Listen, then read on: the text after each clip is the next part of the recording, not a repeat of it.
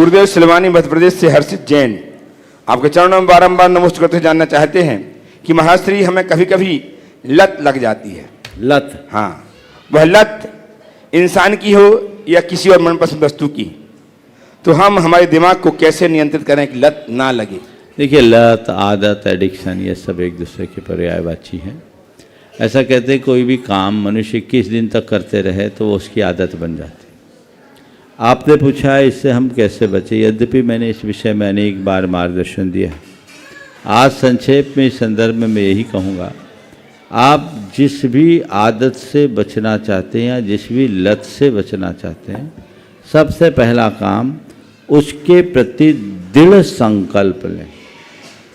संकल्प मनुष्य को सिद्धि तक पहुंचाती है। ये लत लग गई है तो ये काम मुझे नहीं करना, और एक बार अंतर मन में ये बात बैठ जाए तो बुरी से बुरी लत भी पल में ही छूट सकती है।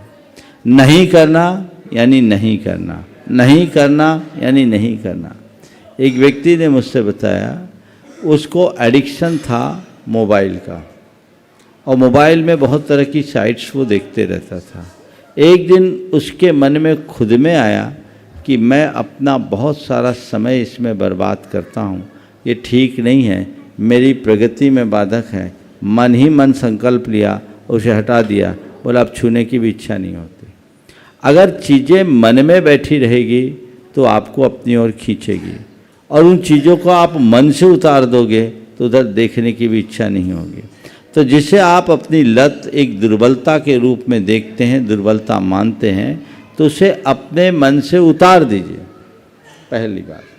दूसरी बात, हमेशा अपने मन को एक मोटिवेशन दीजिए कि मुझे ये काम करना है, ये काम करना है।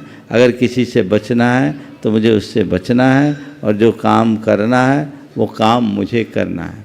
तीसरी बात, जो बुराई है उसके प्रति मन में ग्लानि हो। एक सज्जन जिसे बहुत ज़्यादा धूम्रपान करने की आदत थी, वो दिन भर में न जाने कितनी बार सिगरेट पी लेते। परिवार के लोग भी दुखी थे, एक दो बार मुझसे भी कहलवाया, पर उस व्यक्ति ने, उस पर कोई असर नहीं पड़ा, वो छोड़ नहीं पाया सिगरेट। बोला महाराज मैं नहीं छोड़ सकता, मैं किसी को दबाव तो देता नहीं छूटी।